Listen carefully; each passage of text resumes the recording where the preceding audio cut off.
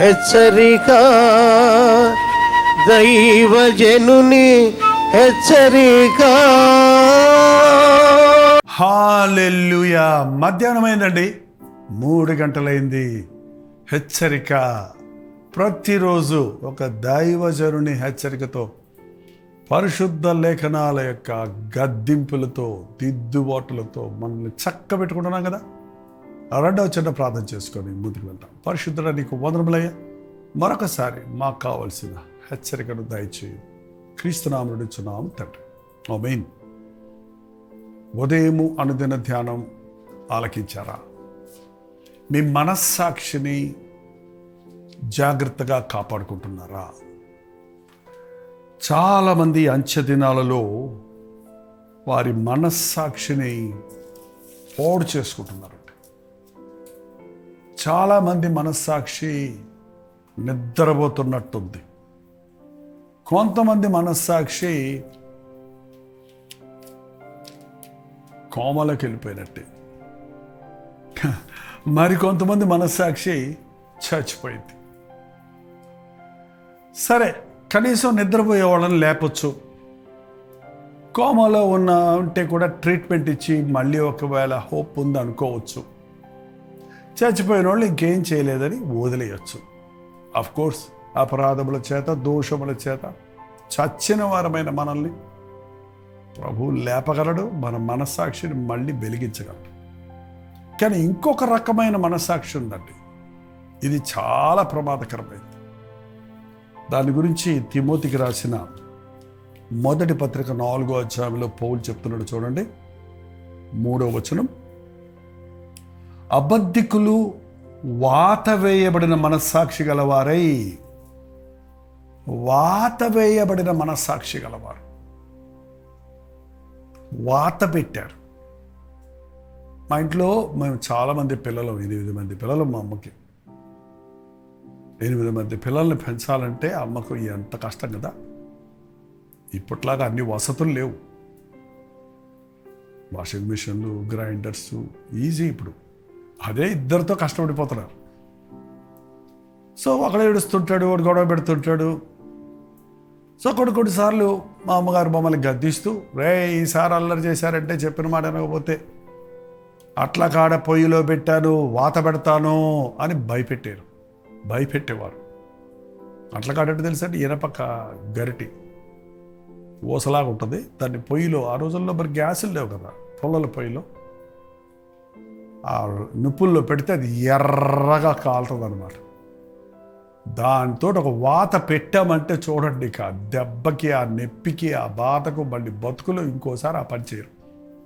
కానీ పాపం మా అమ్మగారు చాలాసార్లు అట్లకాడు పొయ్యిలో పెట్టారు, వాత పెడతారని అట్లకాడు తెచ్చి భయపెట్టారు. కానీ ఒక్కసారి కూడా మాకెవరికి వాత పెట్టలేదు.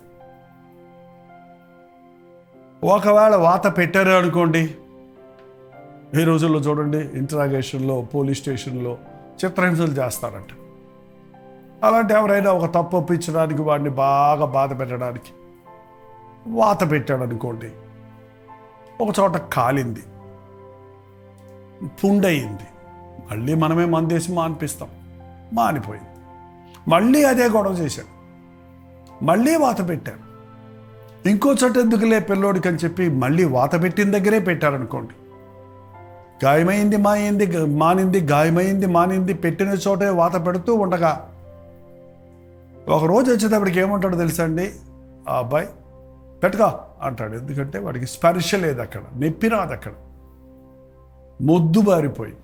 ఇది వాత వేయబడిన మనస్సాక్షి. కొంతమంది వారి మనస్సాక్షి ప్రేరేపించిన వాటిని ఒప్పుకుంటారు, తప్పంటారు, మళ్ళీ చేస్తారు, తప్పంటారు, మళ్ళీ చేస్తారు, తప్పంటారు, మళ్ళీ చేస్తారు. చివరికి అది అలవాటు అయిపోద్ది, కానీ అందులో పశ్చాత్తాపం ఉండదు. పొద్దున తప్పని చెప్పటం, సాయంత్రం మళ్ళీ అదే పాపంలో బయటికి రావటం. ఇది ఎంతోమంది జీవితాల్లో చూస్తున్నాం. ఒకసారి ఆలోచన చేయండి. మీ మనస్సాక్షి ఒప్పించిన ఒప్పుకోలు తప్పన్న తర్వాత దాన్ని ఒప్పుకొని విడిచిపెడుతున్నారా? మళ్ళీ అదే తప్పు చేస్తూ చేస్తూ చేస్తూ చివరికి మొద్దుబారిపోయిన పరిస్థితిలోకి మనసాక్షి పనిచేయదండి. దేవుని వాక్యం మన హృదయంలోనికి వెళ్ళదిక. అలాంటి వారిని తీర్చిదిద్దటం అనేది, సరిచేయటం అనేది అసాధ్యమే కాదు. నీ మనస్సాక్షి చాలా సున్నితమైంది. మంచి మనస్సాక్షి కాపాడుకోండి. మనస్సాక్షి గద్దింపులకు లోబడండి. మనస్సాక్షి నిద్రపుచ్చొద్దు. మనస్సాక్షికి మత్తు కలిగేటట్టుగా చూడండి. ఒక తాగుబోతోడు తాగుడు మత్తులో ఉన్నాడు, వాడికి తెలియదు, వాడు ఏం మాట్లాడుతున్నాడో తెలియదు, వాడు ఎట్లా ఉన్నాడో తెలియదు, వాడు ఎక్కడ పడి ఉన్నాడో తెలియదు. కానీ లేచిన తర్వాత చూడండి, సిగ్గు అవమానంతో నిండిపోతాడు. అలాగే కొంతమంది వారి మనస్సాక్షి నిద్రావస్థ స్థితిలో ఉంది, మత్తులో ఉంది. ప్రభువు మన మనస్సాక్షిని తట్టి లేపగలిగినవాడు. దేవుని వాక్యము వెల్లడి అగుట తోడనే వెలుగు కలుగును. దేవుని వాక్యము గద్దింపులు మనం వింటున్నప్పుడు అండి మన మనస్సాక్షి మేల్కొల్పబడుతుందండి. నరుని ఆత్మ యెహోవా పెట్టిన దీపము, భక్తిహీనుని దీపము కారు చీకటిలో ఆరిపోవు. ఒక వెలుగు మనస్సాక్షి, ఒక స్టార్ లాగా నీకు ఒక అలారం ఇస్తుంటుంది. నువ్వు చేసేది తప్పు, నువ్వు వెళ్ళే మార్గం తప్పు, నువ్వు చేసే పనులు తప్పు, నీ ఆలోచన తప్పు. అలాంటి మనసాక్షి గద్దింపులు మీకున్నవా? లేదంటే మీ మనసాక్షి మొద్దుబారిపోయిందేమో, చచ్చిపోయిందేమో. దేవుని వాక్యం వింటున్నప్పుడు మన మనస్సాక్షి మేల్కొల్పబడుతుంది. అందుకే ఈ మధ్యాహ్నం మీ మనస్సాక్షి ఏదైనా దోషారోపణ చేస్తుంటే, ఇది నువ్వు తప్పు చేసావు అన్నది నీకు గ్రహింపు కలుగుతుంటే దాన్ని ఒప్పుకోండి. యేసుక్రీస్తు రక్తంలో కడగబడతాం. మంచి మనస్సాక్షితో ఆనందంగా, దేవునికి ఇష్టలుగా, మనుషులకు ఆటంకంగా కాకుండా ప్రయోజనకరంగా జీవిస్తాం. ప్రార్థన. పరిశుద్ధుడా, ప్రేమగల తండ్రి, ఈ అంచెదినములలో నాయన మా మనసును కఠినపరుచుకోక, మొద్దుబారిన స్థితిలో మిగిలిపోక, వాతవేయబడిన మనస్సాక్షి గల వారిపై అబద్ధికులుగా, వాక్యానికి విరుద్ధంగా బ్రతికేవారిగా మేము ఉండక, దేవుడిని దుఃఖపరిచేవారిగా, మానవులకు ఆటంకంగా మిగిలిపోక, మా అంతటా మేము మా స్థితిని గుర్తించినట్లు మంచి మనస్సాక్షిని, మరెవరికి మేము ఆటంకం లేకుండానట్లు ఇతరుల ఎడల,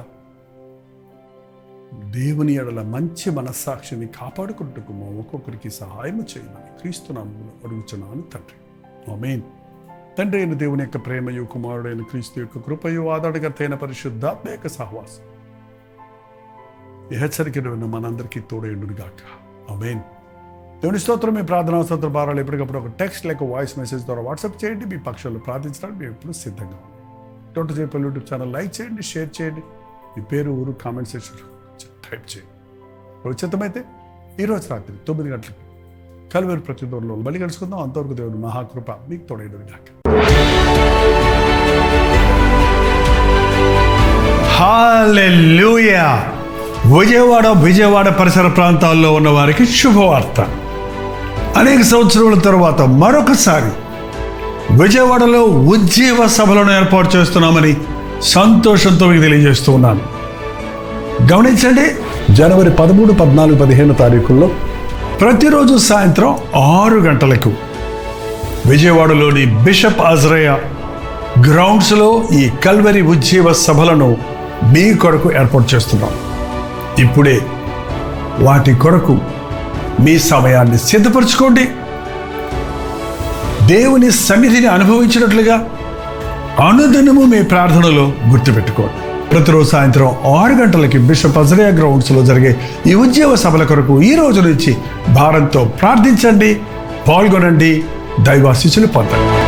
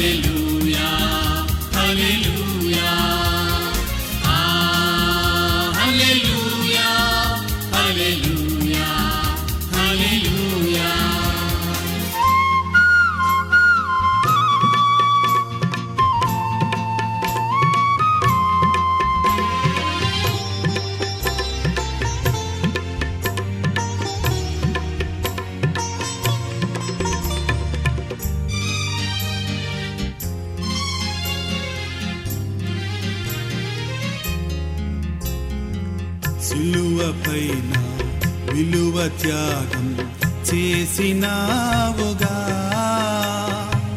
పాపినైనా నా కొరకు చిందించినావుగా, రుధిరం చిందించినావుగా.